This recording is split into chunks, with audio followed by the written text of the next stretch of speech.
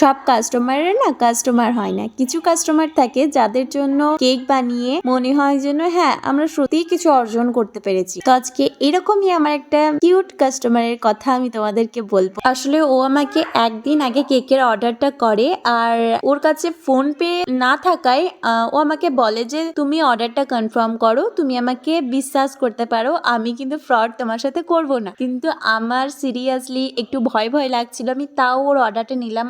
তারপর আমি ওকে অনেক কিছু বোঝালাম যে অ্যাডভান্স পেমেন্ট না নিলে আমার সাথে দেখো এরকম অনেক কিছু হয়েছে। তখন সে আমাকে বলল আমি তোমার ভিডিও দেখি। তো এটা শুনে আমার আরো একটু ভালো লাগলো। তো সেদিন আমার ফোনে রিচার্জও থাকে না, আর ও আমাকে বারবার করে ফোন করে বলে যে দিদি তুমি কেকটা করেছো, তুমি কিন্তু আমাকে একটু এগিয়ে দিতে আসবে। ওর লোকেশন প্রায় অনেকটা দূর আমার লোকেশনের থেকে, আর ও আমার কাছ থেকে কেকটা নিতে আসে। তো তাকে আমি সেখানে যখন কেকটা দিই তার রিয়াকশনটা এত সুন্দর, এত মিষ্টি মেয়েটা, কি বলবো। আর ও আমার সাথে এমন ভাবে কথা বলেছিল যেন মনে হচ্ছিল যেন আমি ওর বহু পুরনো আগেকার কোনো বান্ধবী। আর লাস্টে আমার সাথে একটা ফটো তুলে, আমার ওটা খুব ভালো লাগে। আসলে এরকম কাস্টমার থাকলে হোম বেকার হওয়াটা সত্যিই গর্বের।